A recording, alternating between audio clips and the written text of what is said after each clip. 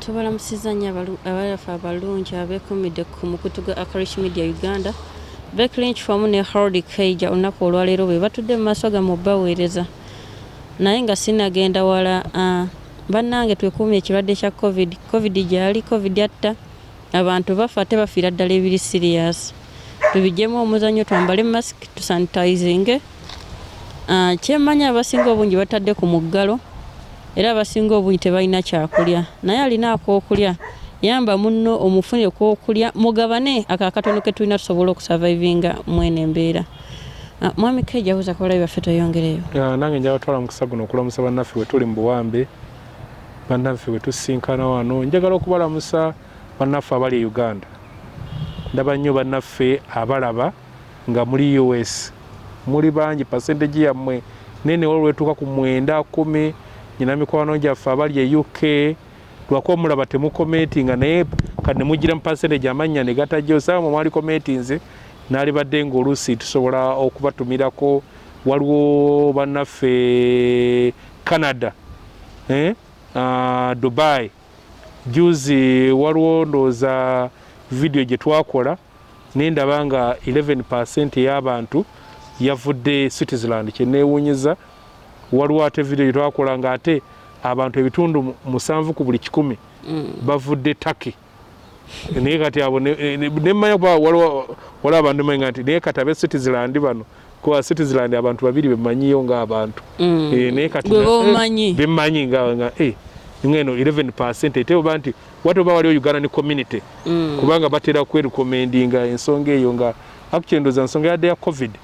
ginalabye engeri abantu abavudde e Switzerland nga bayitirivu buli wamu olaba ate mikwano gyaye ne mbazuula nti bali wakati w'emyaka 25 n'emyaka 55 abasinga 25 kutuuka ku 35 balinga ebitundu 55 wala 35 kwana 5 bwe batyo naye bano abato 18 to 24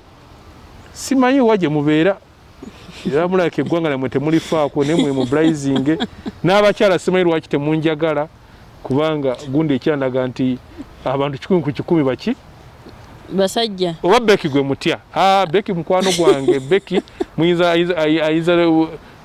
ayasana n'okuba nsendera so kati temumutya kyali wange ono so bwe mutelwa nange njagala COVID okusaasira ffe abamu kubafiiriddwa ku bantu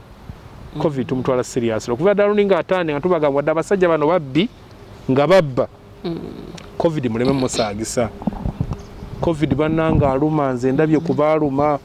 COVID aluma si wa bulijjo ate ekyasinze okuleeta obuzibu COVID wa bbeeyi nga mukwata milioni 2 buli lunaku naga nti ate mu kitono 2 kwaza ate sibebanyi benyinako Oluganda kirabika mu ddwaliro lye mulimu twali mobilizinga milioni 2 nogamba milioni 2 n'obuuza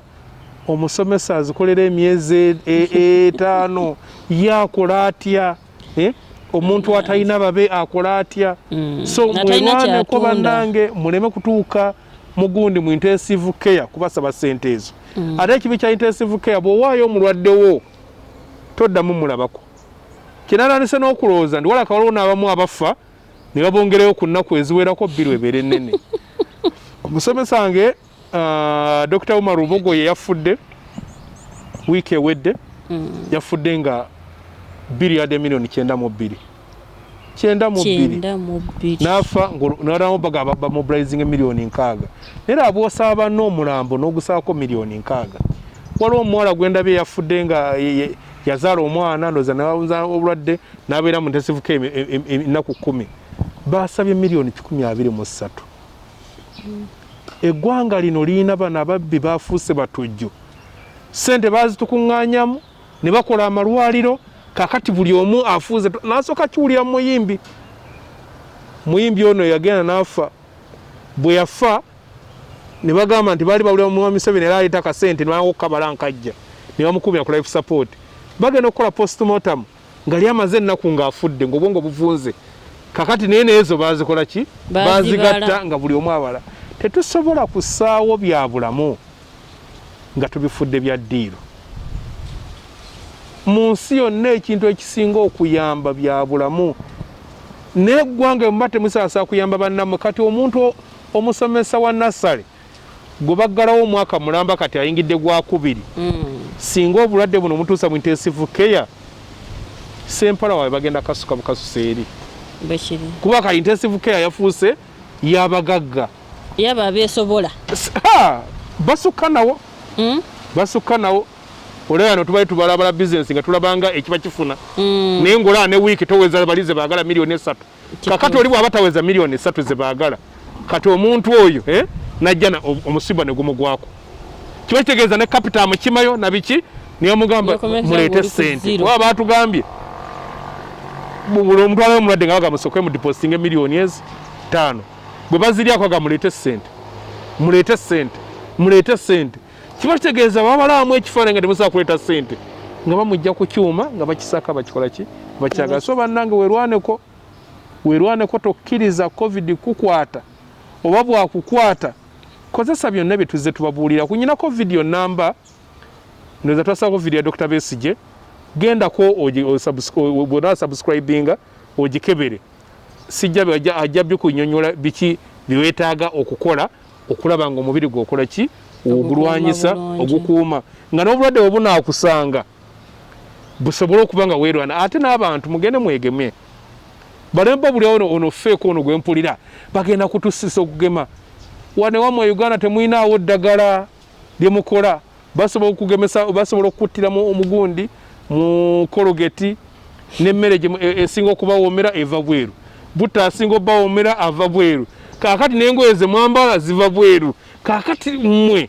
bamasiikini mwe basempala baba baagala okubatta bajja bakola ki kubatta genda bakugeme kubagema nkuba magezi ate we isolatingamu ennaku nga ziizo kubanga twakizidde mu eddagala eyo bali kugema lisooka ne libanga ate erikugonza kati akawuka bwe kakulumbanga likyeseetinga likukuume bangi libatutte so kibeeddagala ne weekuumamuko ne lyongera okukola kyokunyweza nga Beki bw'abagambye bw'oba olina ku kyokulya yamba ku banno buuza mulirwanaawo tosuula mmere mu kasasiro waliwo munnaakuliraanya agyagala buno obulwadde tusaba buwanguza mukwano bali abasajja nga tebatwagala nga batuwalana ffeno wansi tulage nti twagalana mwabalinawo kike muyinawoko kwatayoko gula ensawo yakawunga oba noonyenoonyeko awoze nti banne waliwo banne ani alina obwetaavu teri muntu ayinza kukwerabira mwene embeera nasanga omuvubuka bakola makerera ku university bakola ku byuma bino ebya photocopia nanyumiza munne bwe yamununula naye gundi oyo omulaba nti yali bosi wange mu covid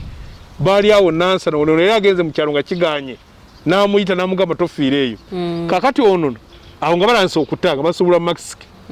n'agamba so tomulaba oyo yampita n'angamba kati gwe ojja kuyimirira awo ku kkubo noloka bwe ziri oddukawo netosala n'alako muwa amateeka namakati zino ziri bweziti ziva mu sente bweziti tebakubba kakati bulijjo atali bosi wenga naye ng'abaga nti ssebo nga ndi mugonvu nze gwe yajja mu kyalo kanamugamba nti bwe tutunda tugabanya wakati kanatunda byaggwako abagoba kati ogajja batugabanya wakati ng'onaafunako ebiri n'oli afunako ebiri namugamba nti gwe yakava mu kyalo n'egyo ebiri gitwale yagamba nalabanga mpadde miliyoni 2 so nti ebintu by'okolera omuntu ng'ali mu buzibu bya mugaso nnyo ku by'okolera omuntu nga tali mu buzibu nze kati omuntu ampeereza omutwalo manya kyali wange kubanga olwayo bakyali bonna basirise negowereza kahayi ku WhatsApp taddamu kati bwe ndaba waliwo bambi yampeereza omutwalo naye teweeyogera bambi weeyogere nkwebaze kubanga kajja ngenda okulaba omutwalo era gukyaliko airtime yange yaweddewo ngenda nange kola ki kuloadingako naye ngamba ani ono atuzze n'alowooza nti munnaffe tuli mubuwambe ali atya nampeereza ki omuda kakati omuntu yampeereza omuda oyo ojja ompeereza akameseji nange nkwebaze mu lwatu omanyi olusagana nakweza nga lowooza okwadde sente ki ntono naye nga tamanyi mu buno obudde oyine bwakuweereza 2 naye kiba kyabitanga kakati fe abasinga okwagala ennyo data omayambo si MB 3 so oba ontadde ku mutimbagano so buli omu ayambe munne tutambuzaganye buno obulwadde tubuta abafiiriddwa njagala okubasaasira tufiiriddwa abantu bayitirivu nze nfiiriddwa senga wange nfiiriddwa jjajjange nyinako famire yasenga wange omu ye mulwadde bbawe mulwadde abaana babiri balwadde yes covid nze mumanyi covid mutegeera covid mutya covid mwekitiibwa naawe nkusaba bwe bato namutegeera bannayuganda mulina ogwo omuze ogw'okwagala kisooka ekikole ki bannayuganda baagala okulabako amasasi gavuga wali mbw ayagala kulingizaayo olingiza likuba kicwa omwana bagenda mukuba sasi mbw okwata vidiyo ki abasajja nga bakuba amasasi wano kukwavema sosobola feekanga tukyali bato taata affe yatugaba buli owulira amasasi genda wansi wakitanda wansi w'ekitanda naye munnange nze bano benda baagala okulabako covid tomulinda kumulabako oyinza obutafuna mukisa gumunyumya ate kati ate ono mubi nebakubika sijja kuziika waliwo omuwala mukwano wange Saara yagenda nti maama ejuzi yali mulwadde ate nani nyina twalina appointment naye kakati abi nankubira kwezo bine sikwata kati jjo mukubirako nanga nani nkubikira nti omulwadde wange yakola ki amala nafa bambi bannange mwena mufiiddwako abantu bammwe tobasasa bannange sanitizer mutambule naye bw'oba tomusobola genda ogula ejiiki ecupa ya jiiki emu akasaanikira kamu kagenda mu kidomola kiramba akasaanikira kamu balage bulungi akantu ako bakala ono sanitizer ono si jiiki bayizoja era bagenda banoonya jiiki anti wali abeesobola nkanoonya n'otambula nako wadde kazi towazitowamukko tambula nako bujjako oti ng'okola ki kateeke mu nsawo osobola okufunayo akatono naye ekigenda gula kufuna jiiki munaabemukko ndabye nnyo abantu anti jiiki okwata okasaanikira kamu n'okateeka mu kidomola kiramba kakali naawe n'ofunayo botoyo gy'obeera okola ki maama womalirako ekidomola otekemu ekira jiiki oyagweko mama ngera mazima oba oli mu mwaka okujja ng'olina famire ekyalo naye ng'oba ng'olina famire zino entono y'abantu bataano ekitolo kijja batwala obudde obundoza buyinza okuwera nga wiiki kekasaanikira kamu omwezi obusaanikira buna tolaba nti guno omwaka guba guweddeko so tusobola okukikola ne twerwanako nalabye bano abaana naddala akola ku petrol station bakama bammwe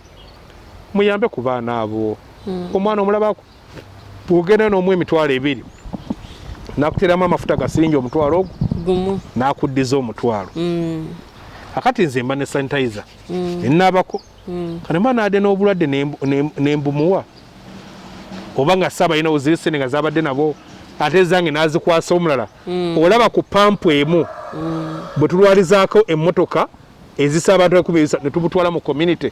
so nti babayambeko abaana abo babeere bambi nga sente ezo bazifuuyirako wengambira gavumenti bano abatuwamba mukolagane ne mobile money ensasula y'ebintu ebisinga eve mu cash nga bwenze ngamba beki mbwe ekitabo ekyo kyameka kya mutwalo nga nkwata nga nkola ki nga ngukuwa nga nange siina kyenfiriddwa naawe okujjayo nga tolina kyokoze eki kyofiira so ensasula eyo ejja kutuyamba okugjawo sente z'empapula okuzikwatako abantu abasinga naddala mu zi offices kutambuza mpaka kuleesa obuzibu wano okutambuza sente guzo sente kyakala oyo yakoze eki yes kati mbuleeta nembukuwa n'obukwatako mu ngalo n'obuwa Richard n'abukwatako n'obuwa John n'abukwatako n'obuwa Mega n'abukwatako n'obuwa Hadija n'obuwa Isima kakati buli omu n'abutwala gyakola ki gyabutwala naye nga sosi yabadde ku nze yalese siringi oba 3,000 nga za 1,000 buli azikwatako nabanga afunye ki obulwadde ndoza ne covid oyo temuwuliza nnyo na bintu bya covid bistressinga nnyo bimala ebyo Kaija tugambye okusazi mobile money naye kuguno omusolo gwe bateeka ku mobile money anti gwe mbaga bagujjako nga luli bagujjako ate nga jasi bayongerako ne ku data ne bongera nedda bagujjeko omusolo ogwo mobile money kyakubuuza kati amagezi g'otwadde fine ngamba bali abali mu buyinza kinsobozesa okukusasula ensasula abantu bangi nga tekindya nga tekikulya gwateekayo n'olya naye nga tekimulya muberenga obusene nga kingo kuba kaduli bali batuge sending eri free ojukira mu lockdown yasooka sending eri free kati ngo omuntu asooka kusendinga ki abantu be ate nga ne withdraw bagisazeeko kati nga nako oli withdraw charges kweziri za money nezo musolo weziri akati nange nosaswa nono naye akola ki no omuntu okufiirwa omutwalo omulamba nga gye emitwalo ngabi yes nenda akatuga ndi kati bwesinga weesanga ng'oyagala kugula bintu bya 15 13 ng'ojjawo ogenda okukakkana ng'oguze ebintu bya 10,000 ng'omusolo ogundi nga kyajeza osasudde nga saaze zigamba okoseza 10,000 naye ng'ebintu mu mazima oguze bya 7,000 kale byo biguze omutwalo neegwe z'osasudde eno ogenda okukebera ku balansi wo ng'emitwalo ebiri gikoze eki gigenze kati ekyo kireetera omuntu agaa nti akankole withdraw n'atamanya mbu agudde mu mbi ez'obulwadde ate annange tusabe mukama ayambe buyambi naffe tugezeeko okwekuuma ekirwadde kino kyemanyi mukama ajja kuyamba kuba si kyekirwadde si evirus esoose nayamba yeyamba anti era tubagambe bambale masiki bakozese sanitizer nakupige distance bw'oba tolina nnyo ekitukutambuza sigala awaka tolya bintu binyogoga nga mwami Harold olwaleero tumulumbye maka ge si bya kofiisi nga bulijjo ndi ku gurawundi ndi mu kutunulya nsolo zange mwami Kaija ogedde ku issue ya mobile money Prime Minister omupya gwe tulina Honorable Nabbanja yagambye nti bagenda kuwa ku mulundi guno tebagenda kugaba mmere nga bwekyali ku mulundi guli kuba emmere teyamala abamu baafuna naye biggest percentage tebafuna kamere yagambye nti okujjawo ensonga eyo sente zino bagenda ziweereza ku mobile money naye mwami Kaija njagala ombuli okusinziira ku standard ya gavumenti yaffe gye tutambuliramu kino ekintu bagenda kiteeka mu nkola era mu kulaba okuko kinaakola nti kinaayamba Abanayuganda abali ku muggalo saawa eno gavumenti eno oyinza okugamba kekirabe ekyokuba nti emyaka 35 mwai Museveni talina kyatuteekateekedde sikutegedde emyaka 35 Museveni gyabaddewo talina sisitemu gyataddewo gyogambwa eno bwekola bwoti ogitegeera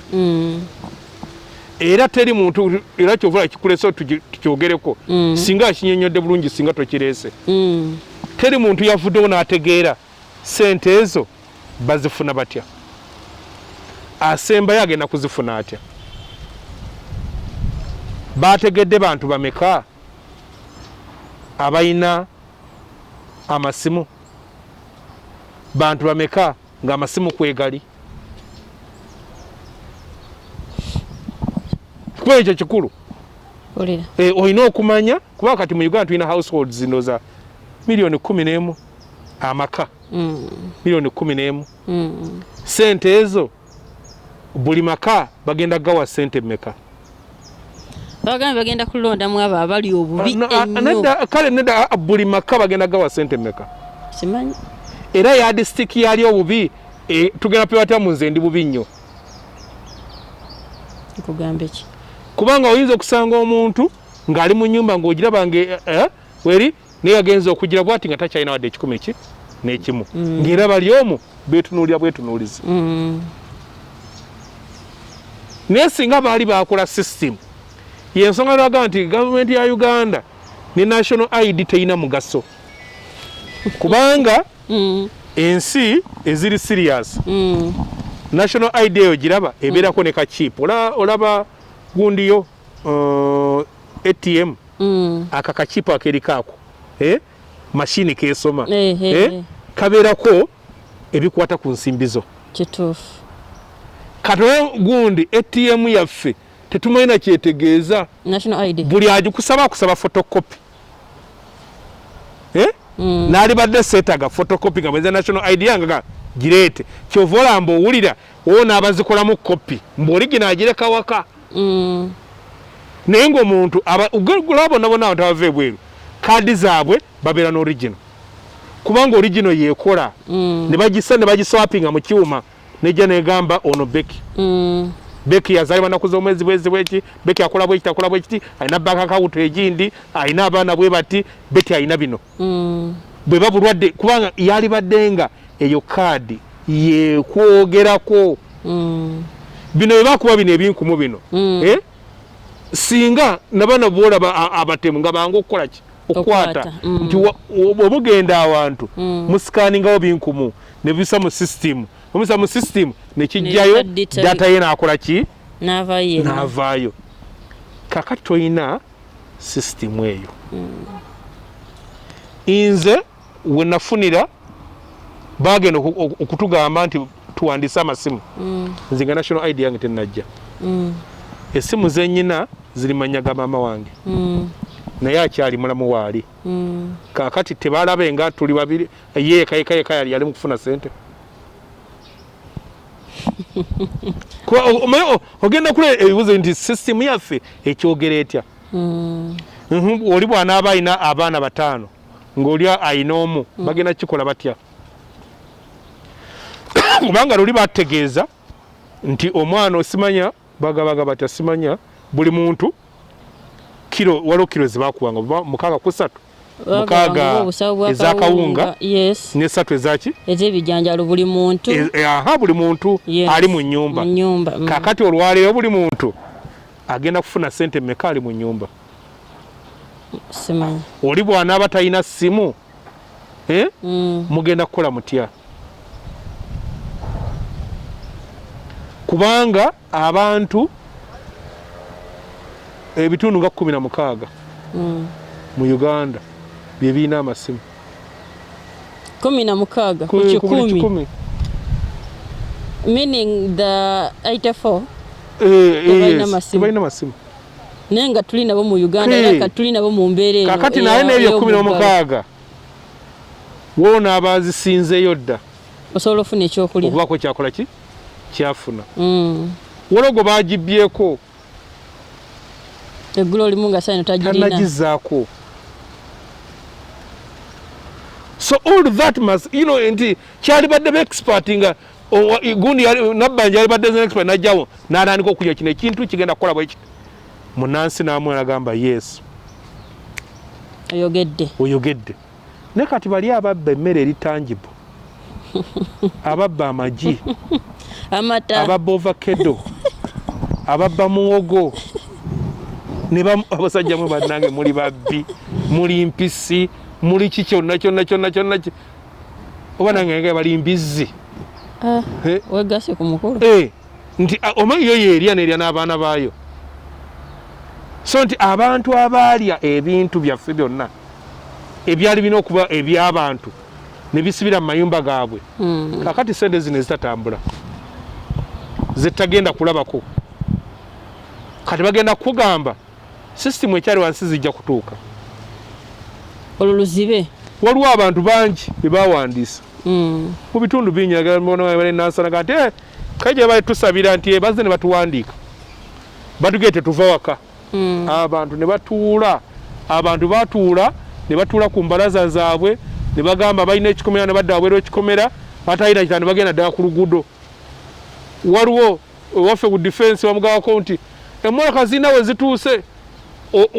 tegeka wetuteeka ebintu nolwo tezituukanga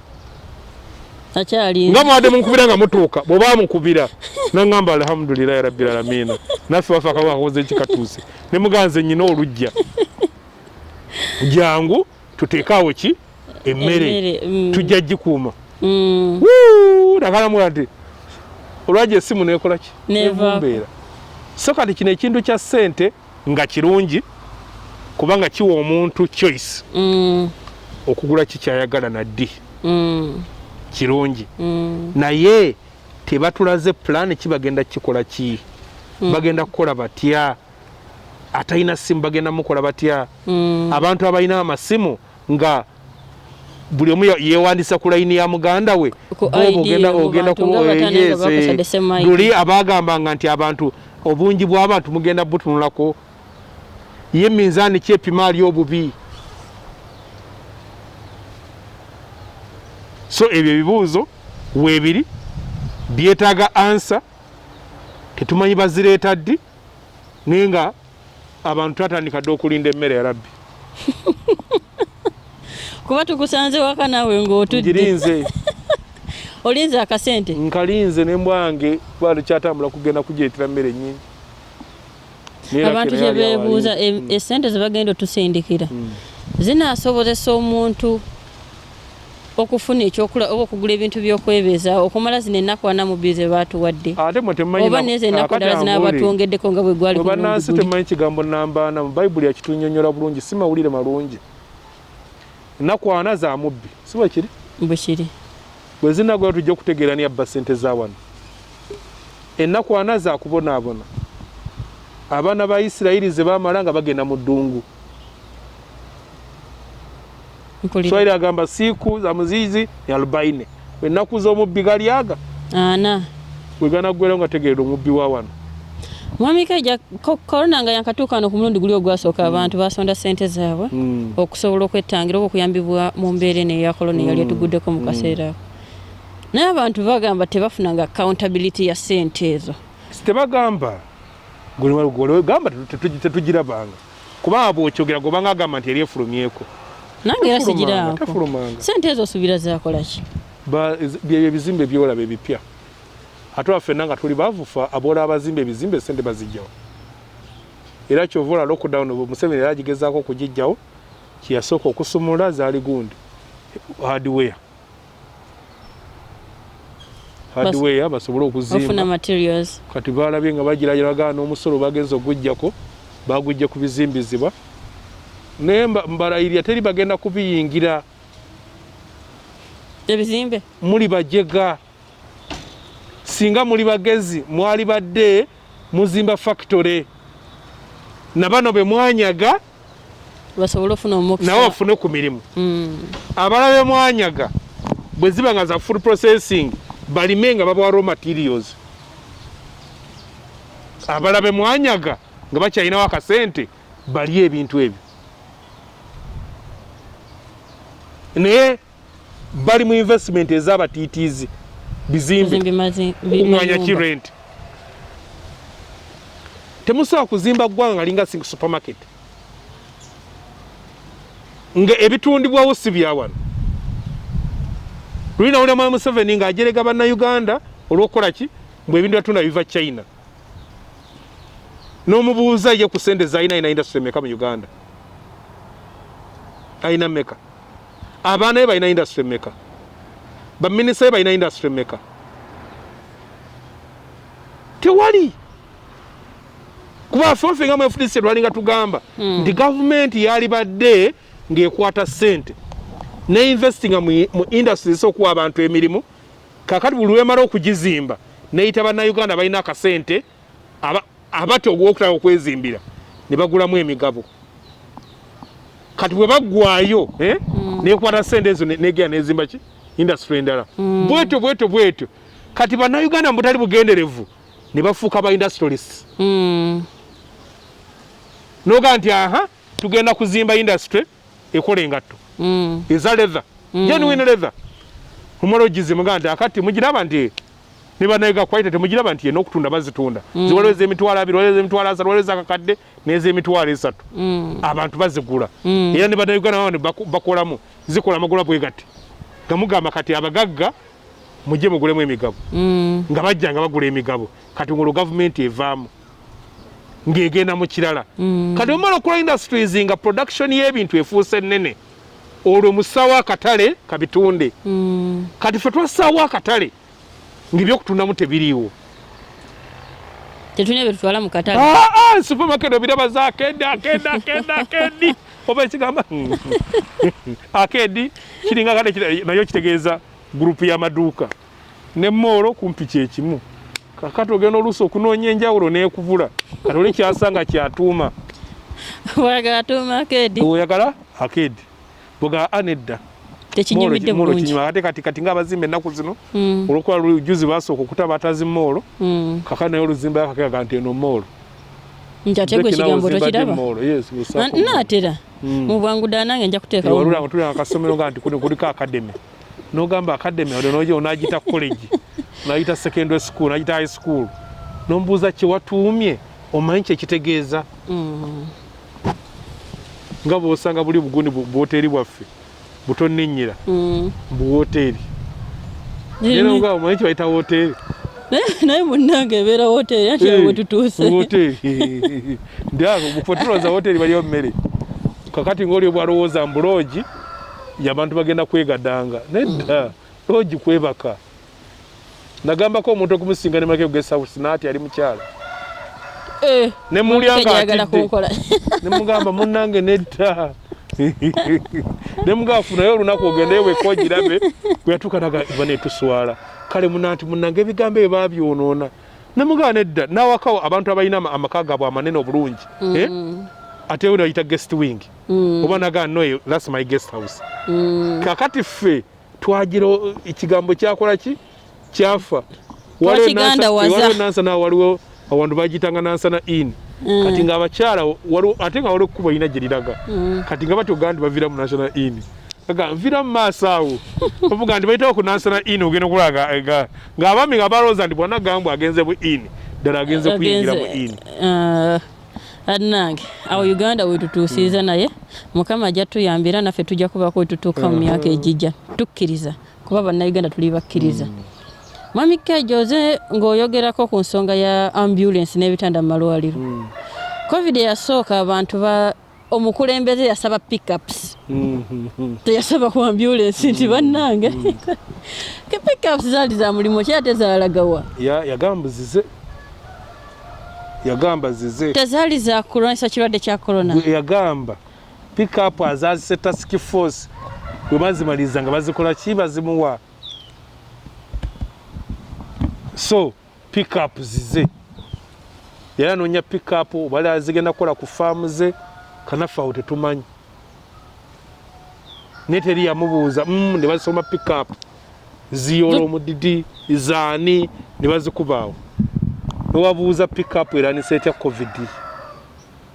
kubanga omulwadde wa covid bw'aba ali bubi yeetaaga ambulance liba ddwaliro litambula kati pickup era omanyi amabega agenda gundi muhwezi nga minisita wa health lawyer musirikale nga watute mu health naye bwe yalowooza health center 4 yaziwa pickup katwabalabanga kuno nga bayitako olaba omuntu omulwadde baladdewo obufaliso oba tebagulina mukeeka ali bubi kati olaba nansi akutte olusa ecupa kakati abalala baka bafiiranga ku bypass oyinza obutakutuka kati batugamba mbu yabadde atuuka emulago n'afa kati asobola nebuuza mulago wano waliwo kino musimu ki ogutakkiriza abantu kuyingira so nedda aba yafiidde eno zihampu nga zezamuse n'olwokuba eyo teri akola ki akebera bwe batuusanga wali bagenda okukebera nga bakonfaminga nti guno gwe muleese mugugu mutuwala eri twabadde tuyingira mulago bweti nakutuka ate mumanye obukebera akutuse bali bakira nti akutuse batugamba yakutuse tunasavivinga tya Mwami Kaija ku mbeera ya pickups nabagambye mwerwaneko bannayuganda tuli bajega ffe twakkiriza abasajja tukunkumula abatali bagezi okukwata eggwanga lyaffe emyaka 35 buli lwokwata ebyamagezi n'obiwa abatali bagezi bino byolaba bw'okwata tasobola kuvuga motoka n'omukwasa ebisumuluzo bw'agezaako etomera bw'atagezaawo yebulizaawo nabako kye mugenda okumanya nti obwedda tavuga moloka era katalina mafuta moloka erabika testartinga kakati bano wali moloka erabika testartinga moloka era katalina mafuta twetwitegeera nti si bavuzi ne weetaaga emyaka 4 okutegeera nti gwawadde ebisumuzo tasobola kuvuga mufunze naawe oba olina akatuli ku mutwe ne bannayuganda nedda nammwe mulimba olusi lwogera ebintu naye nolabya ddala nga ne bw'obigamba Mwami Kaija lindako oyinza okunenya bannayuganda nga nedda ejjo waliyo omuntu omwe yankubidde essimu nakati Beki Kamulabe omusajja mwe mwamulonda ne mugaa nedda buli muntu yali alina choice buli muntu alina choice eronda omuntu gwakola ki gwayagala nangamba nedda twagenda okulonda nga yabamu beeronda nawirako Dr. Kiza Besigye ng'agamba nti Bobi Wine alowooza nti ajja kujja yesimbewo akalulu kajja President Museveni ku ntebe wali ebintu ebitasoboka kati Mwami Kaija Munnayuganda bw'abanga Dr. Kiza Besigye takisobola ye ng'omuntu Bobi Wine ng'omuntu tasobola Munnayuganda ng'omuntu anakisobola collectively basobola musobola okugaana omukulembeze omubi litwe ne mugaana njabbawo akagero waliwo akagero kali mu kitabu bakita From Dictatorship to Democracy Sajja agamba nti waliwo omusajja omu yalina enkima ng'abeera nazo awaka ng'azisindika mu kibira ne zimuleetera ebibala. Kati bwe zaabituusanga awo ne zibikuŋŋaanya ye n'azisalirawo bibala ki bye zirina okulya na bungi ki naye nga tezikkuta ng'ebyo byaziwa bwe biba entono taziweera ddala ate nga zezireeta. Kale olunaku lumu bagenda mu kibira eyo enkima emu engezigezi negana naye mmwe ffe tuleeta ebibala bino lwaki ffe tulyako ekitono lwaki ffe tulyako ekitono bwe tutuuka ne tugaanirayo mu kibira ne taddayo ayinza tukola ki wamano olina kyoyogedde tusigala mu kibira ne tulya ebibala byaffe kyebyakola kyezakola tezakomawo waka n'azirinda ssaawa emu ssaawa bbiri zigenda kundaba bwe zinaatuuka akawungeezi nga nazo zigenda kundaba ne buziba noyigira ki ne bukya yamutta. So gavumenti efaanana bweti osobola n'okujejjako nga tokozesezza wadde nga togiwayo na mukisa kukuba tiya gaasi ng'osigadde mu kibira ebeerawo ku musolo mwe mugukola ne bagukuŋŋaanya ayi ne batabaddiza kubanga ekikuŋŋaanyisa omusolo ye gavumenti okukolera ebyo ebintu byotasaa kwekolerako sekinoomu ng'okuzimbira enguudo oziiteko nga nnungi olwo bakola enguudo nga za binnya emmotoka yo neesiba mu galagi bo kye bakola ne bagenda e Japan nga bakozesa sente zo ne bagulayo emmotoka esa okutindira ebinnya ebyo ne bakola amalwaliro gye mugenzi awatali bitanda awatali basawo awatali ddagala awatali oxygeni awatali biki mwe ne mugendayo ne mufa ne bakwata sente zo ne bagenda amalwaliro aga private ne basangayo ebintu ebyo ne basasula ne mubawa sente ne babazimbira amasomero ne batazimba amasomero ne bazimba ag'ekiboggwe ne batateeka basomesa ne batateeka bikozesebwa abaana mmwe ne bakona ne bakozesa sente zezimu mmwe ze musasudde ze mubawadde ne bagenda ne basomesa abaana baabwe bweru kati ne bajja ne bafuuka babboosi naye mukeera ku makya ne mumba mu masente zammwe baba tebaweddeyo. Mwami Kaija kyogedde kisoboka naye ate mu ngeri endala kiyinza obutasoboka munnayuganda ng'omusolo gwa leero bajula kuginoonya mu nnyumba nga buli lwali ku nkola eri enkadde nti Mwami Kaija omusolo guliwa tonna gusasula. Munnayuganda yewala atya ogwo omusolo Mwami Kaija asobola ebweru ne ku mulimu ku dduuka edduuka erimu ekibiriiti n'akatungulu ng'atunda ebintu ebyo kyebayita muyinza okwerumya kubanga sente zammwe si zammwe kati ng'olondako kimu okukirozinga omulimu yesu ogwo n'ogenda mu birala mugende mulime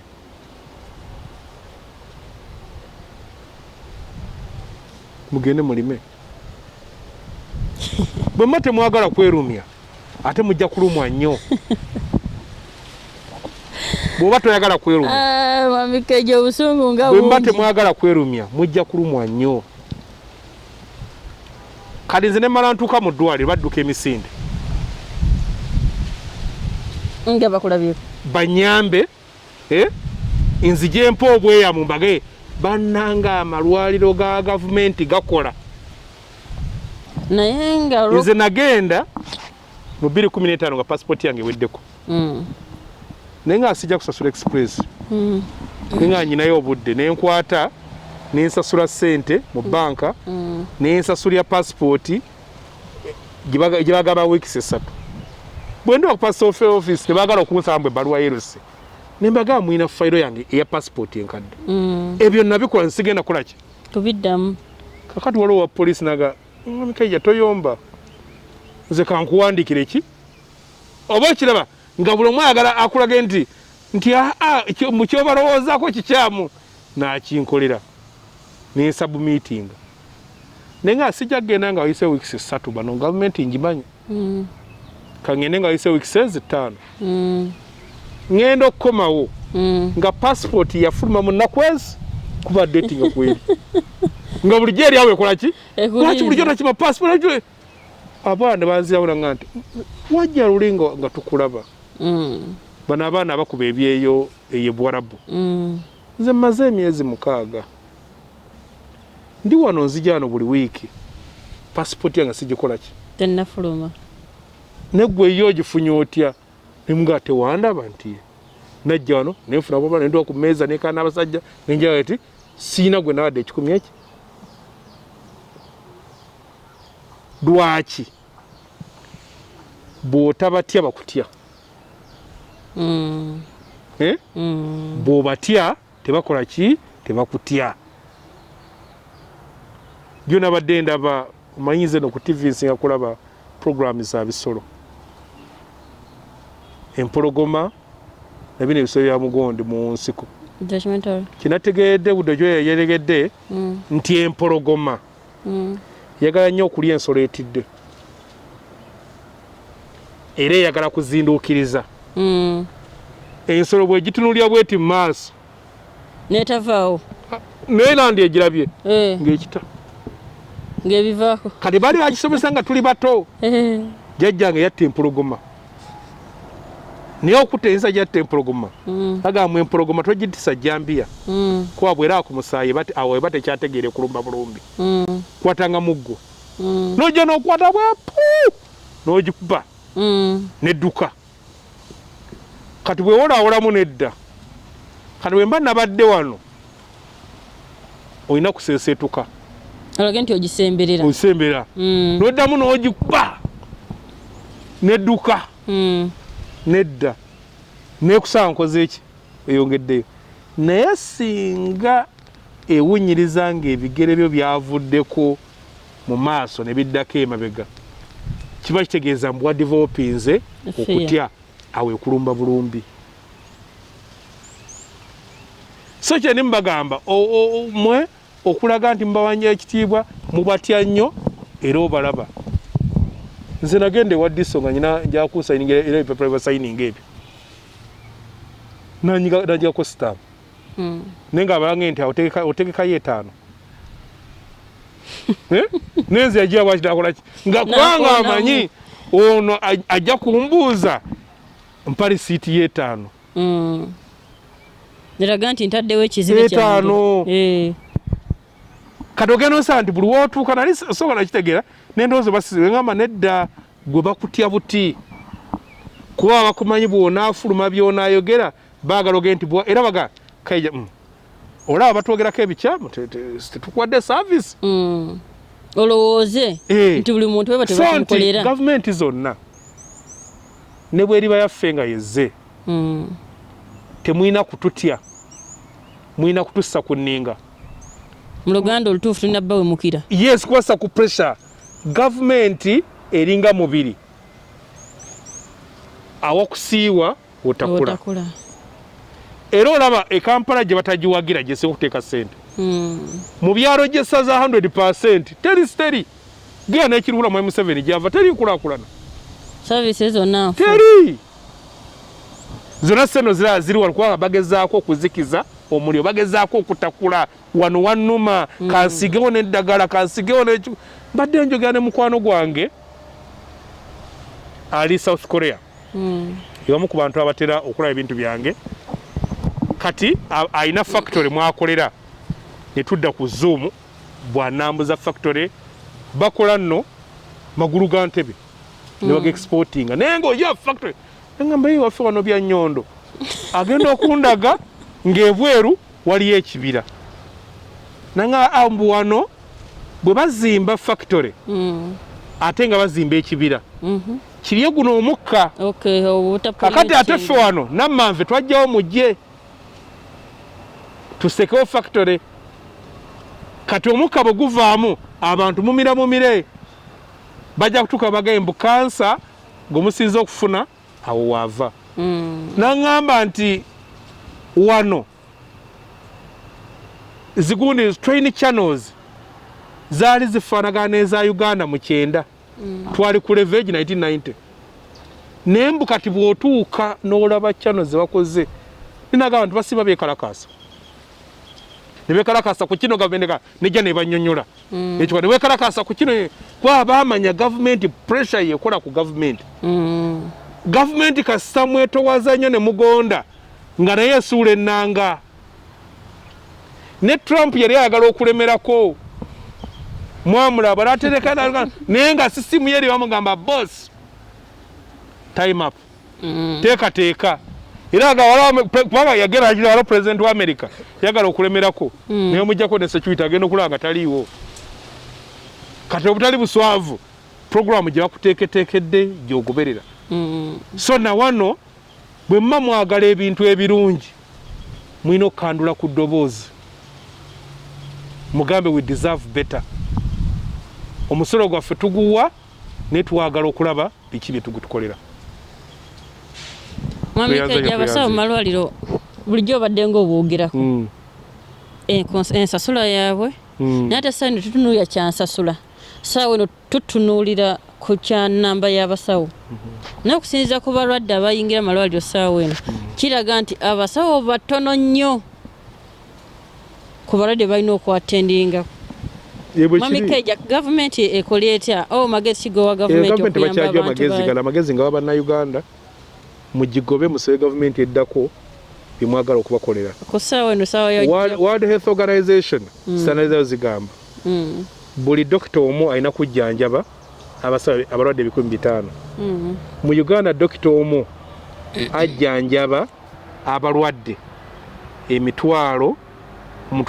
gumu 2,000 kiba kitegeeza akola omulimu gw'abasawo 24 kyova olaba abakazi basanga pamba abasigaddemu kyova olaba abasawo bavuma omusanga akooye ate nga mutuufu kaakati ate olwo beetaga risika allowance wabawulidde sente zonna zonna nga zizze wano bagenze bazigabana bazikola batya abasawo babanja abasawo babanja waliwo abasawo bannayuganda baali 2 nga baagala kujja kuyamba ku Heart Institute operation gy'emitima bazikolere wano ne basaba $15,000,000 buli omu ba MP bafuna $2,300,000 za kutuula naamu nga teboogeddewo ne gwe nawulidde ku TV neŋŋamba Katonda asaasire eggwanga lyaffe neŋŋamba nono mubaka nga mubaka oba agenze bakiiki oba biki byagenda obbajjirayo ne gyayita manyiiyo ne byagenda okukima tabimanyi ne bakale beetaga tabimanyi nga naye ali awo azze waali yes waali kakati expert akuse $15,000,000 babiri nga ze $3,300,000 eziwera na sente za mbaka ogu omwaka nga beetaga $3,600,000 gavumenti yagala tewali sente nange ezababaka weziri ezaki ezababaka weziri ate bakyabongera obungi badvisor bayitirivu nenga nego badvising ate yabadvisinga kati omulwadde saawa eno Kaija tutunuulira embeera ya corona gye tuli mu kubanga abalwadde bafuladdize mu malwaliro naye kino ekisinga obukulu ndowooza buli wamu bayige first aid bayige obujjanjabi okujjanjabira omulwaddewo awaka kati kimwonyana nnyo okusinga omutwala muli kayolawo mu ddwaliro eri tomulabako stress n'amutta ne wano omulabako n'asaba kino n'okimwa n'agira kino n'okimula n'omulaba ng'ali bubi n'ogatwongeremu ati waakino ofuna omusawo gw'oyita obuyisi najja n'abayambirako awaka omuntu wamwe n'asobola okubeera obulungi naye tulowooza nti ekyo kigenda ku increasinga ku death rate era ekyo kirwa kiba by the covid kyattira ennyo capacity era ziri enseenene kye zigenze zikolako capacity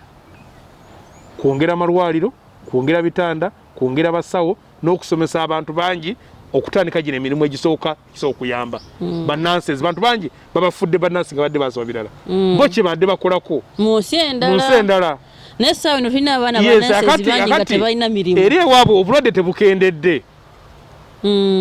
obusobozi obukolako bwe bweyongeddeko newa newaffe bw'oŋŋanda saa kujjanjaba mu district esulamu abantu miliyoni emu mudosa kusujjanja abantu mulwadde mutwalo gumu na kitundu katobo kyalina mugaso ki?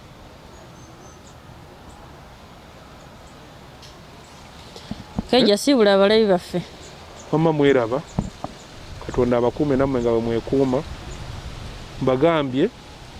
mubeere nga ziri enkima mudde mu kibira ono Land Road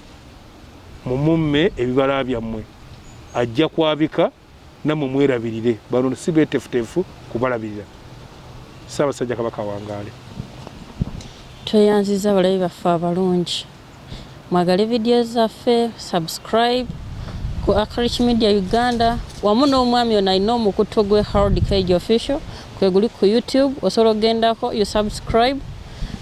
video ze nyingi nnyo kweziringa ayogera ku bintu bingi nnyo ebyenjawulo nebagala okwogerako mu bikomeko babiseeko kandi munayogera kwene ensonga tujja kuzoogerako